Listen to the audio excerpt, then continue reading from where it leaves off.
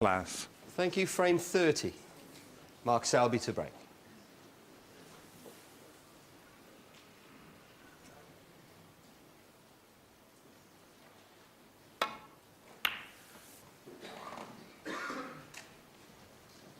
And those last two frames that Ding Junhui won, he won them in style breaks of 73 and 70. Can he keep it going?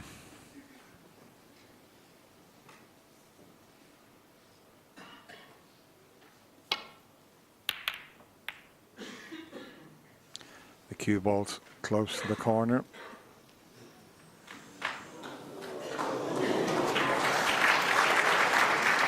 This Crucible crowd really have got behind the Chinese player. They want to see a comeback. Mark Selby's got a terrific support here, going for his second world title.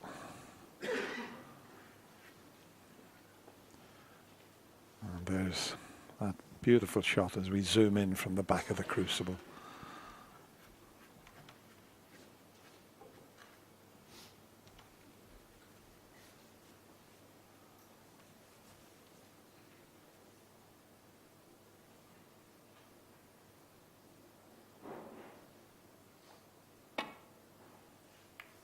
Oh, much too thin.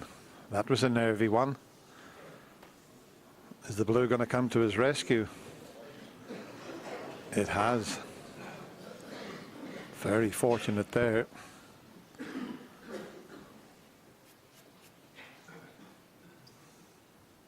It's unusual for him to hit a shot so poorly, but he got away with it.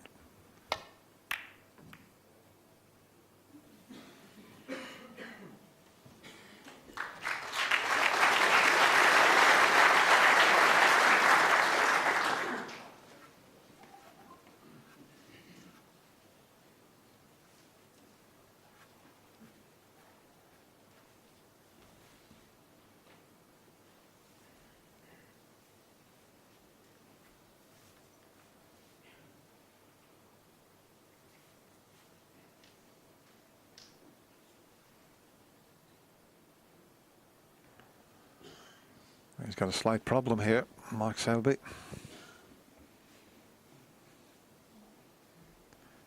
Desperately trying to get to that figure 17 where he'll then just need one more frame. You always feel as long as your opponent needs 2 frames, you're in with a chance. So just off the side cushion after giving it almost a minute thought time. Going to reach? Yeah, of course it is.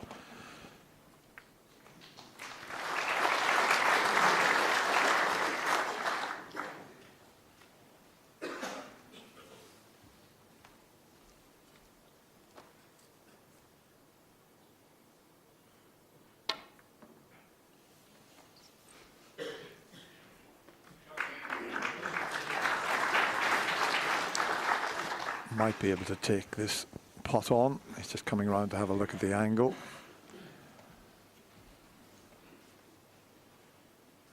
No problem getting the white back to the safety area.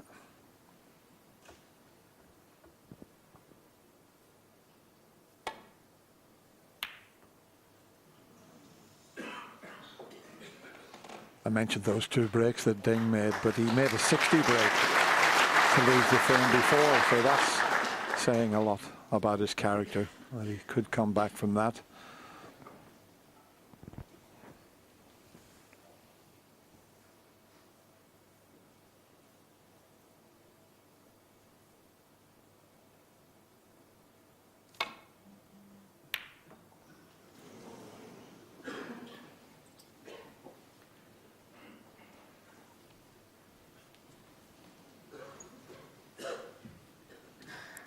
Yeah, I think it's been a great feature of Ding's character in this whole World Championship. Whenever he's lost a frame that he could have won, or he's had disappointment, he's always come back strongly. I think in his first round, he lost a frame when his opponent needed 2 snookers to go 8-6 down, and he came back and won 4 frames in a row to win the match.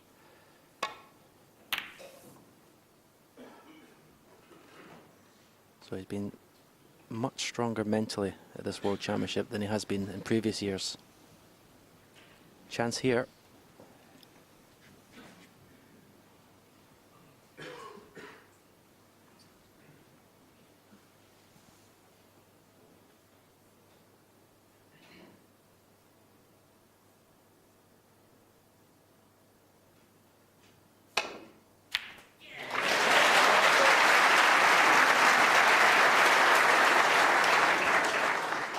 One. It's okay. There's a red at the back of the bunch that's available here if he just drops the blue in. Show you that long pot again, and the side, take him round onto the blue. Very little to do with this, just drop the blue in.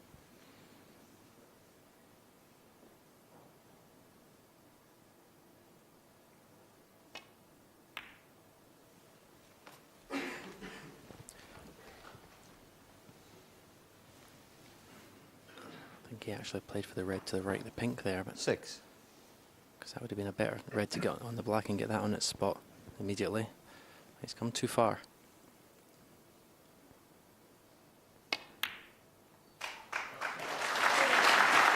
Seven.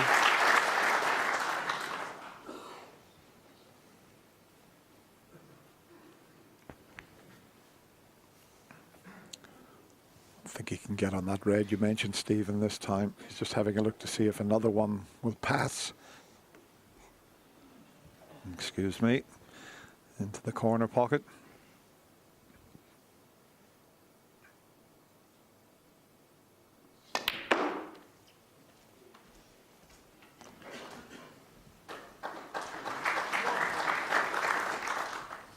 He was hoping to be on this red in such a way that he could play for the black. Might still be able to do that.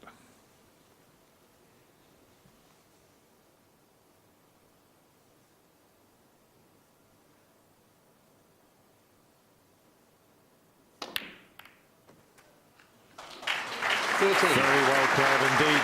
And all of a sudden, with that one cannon, he has developed quite a bit of the game here.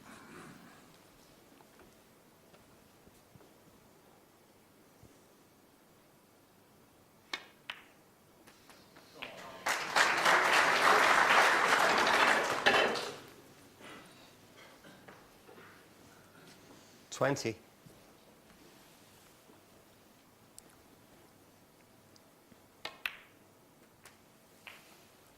Well, there's 21. Loose reds, but he may go into the bunch here. Maybe not at so much pace, but just to maybe bring another 1 or 2 reds. He's guaranteed to be in something to the right corner. It's just landed. It's stuck on that red. Has he got one to the right centre, I wonder? 28. Yeah, he's having a long, hard look at that one. And if he's on that, that would be much better. Must be very tight, though.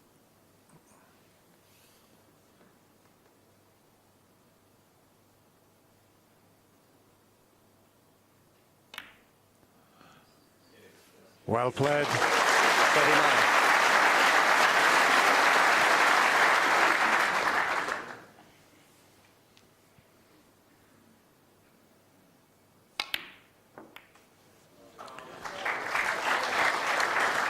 Well, this is terrific stuff here from Ding Junhui. It really is. Yeah, Dennis, it's break building of the highest quality. The way he's just bringing reds into play with every shot. Slowly but surely turning into an opportunity to win this frame.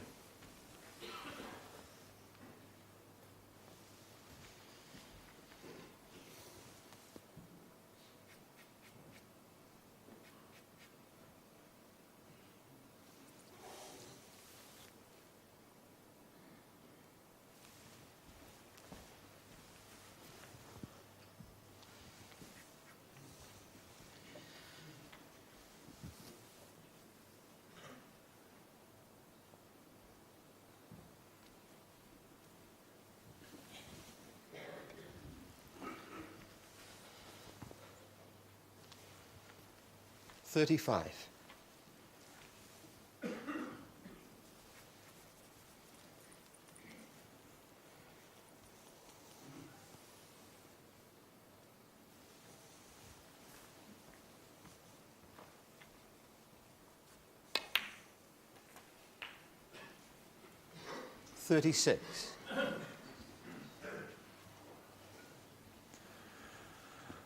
Another good angle to once again just cannon some reds out. He's got that one next to the cue ball as a little bit of insurance.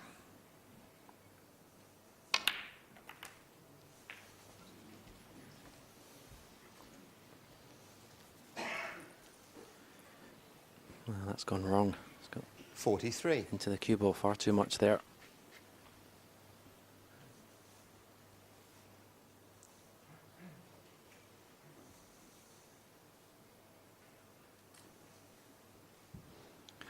These cutbacks are very difficult. You're cutting it back into a blind pocket.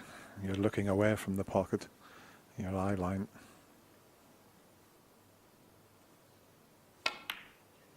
Played well though. 44.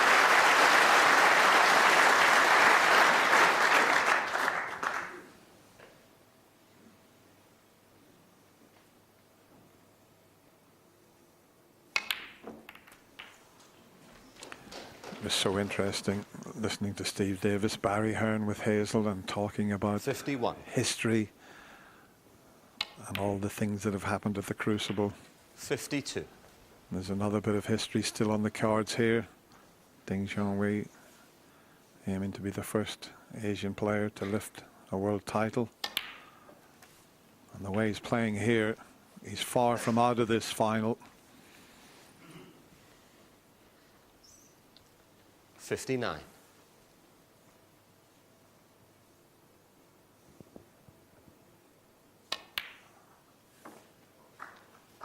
$60.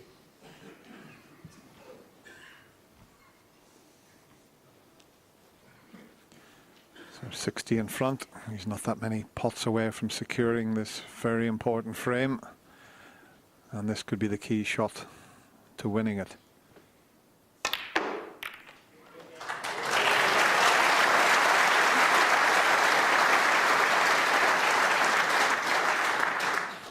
Could not fit them better.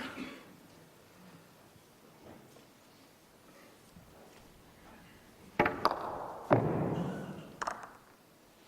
the only thing that could go wrong here, if he's playing this red to the right corner, if he misses the cannon on the red that's to the left of the black and snookers himself, he could land on nothing. Is it worth risking that, Stephen, or just playing around for the pink or blue rather than playing a delicate little shot? He's not that many pots away from winning the frame. Yeah, you're probably right at this stage. Play the percentage shot, guarantee yourself position in the next colour. But the only problem is if you think it's a natural angle, you're very tempted to play it. And he's not, I don't think he's, is he playing a bottom spin? Top spin, so he may get the cannon.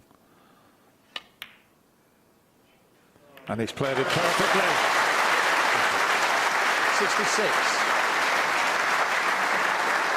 Played it plain ball, took the risk and got the cannon that you mentioned, Stephen. And now he just needs this black.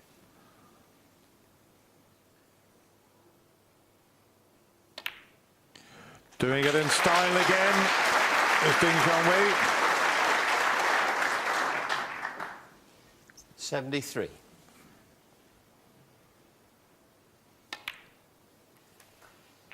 $74.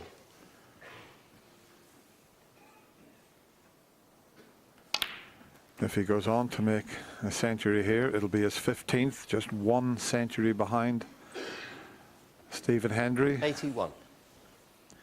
And it will equal last year's record if he makes it, 86. Under these circumstances, 82. This is superb.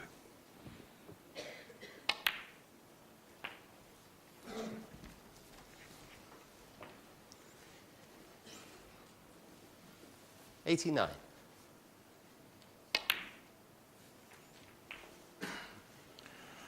Well, 90. that got quite a big bounce off the cushion there.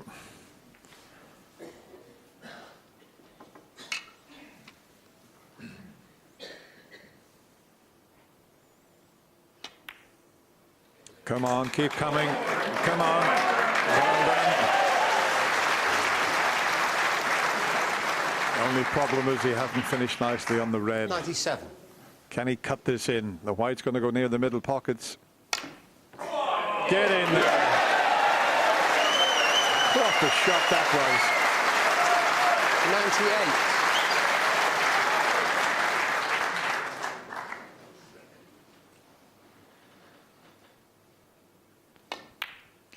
What a fantastic century break from Junhui. And don't this Crucible crowd just love that? 103. Equaled last year's record of 86 century. Doesn't matter about the red. Let's get them up for the next frame. Mark Selby knows that he's playing a man who's playing out of his skin at the moment. That's 3 in a row, and with that century break, he closes the gap to 16-14. Yep, there's confirmation. It's the 86th, and it equals last year's record.